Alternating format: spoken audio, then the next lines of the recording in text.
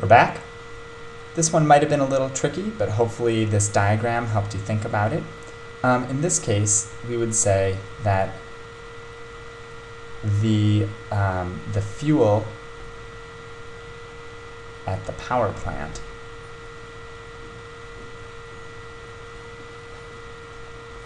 has less chemical energy.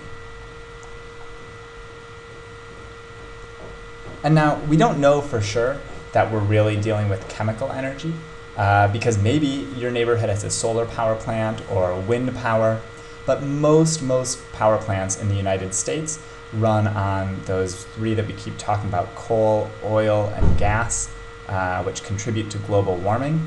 And these are all chemicals that would be burned at a power plant. So in order to power your stove, when you use your stove, somewhere they have to be burning up a little bit of coal, oil, or gas so that you have a little bit less of that chemical energy in order to give the water more thermal energy.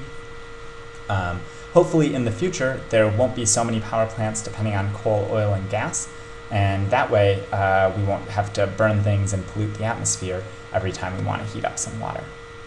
Okay, we have one more example. So this one might be a little hard to understand from the diagram, so again, I'll walk you through it. This is a battery hooked up to a motor, and this part of the motor here can turn like that. When it turns, it's going to wind up a string and pull this big, heavy 100-pound weight until it rises up. So you can see, here's the before, the weight is lower, and after, the weight is higher. So let's think, we can see what our fuel source is here, the battery again.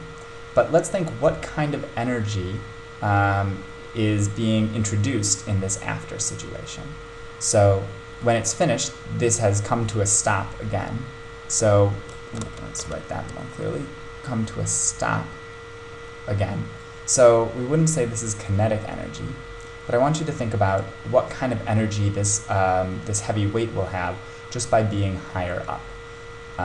And so again, we'll break here and you can answer the questions.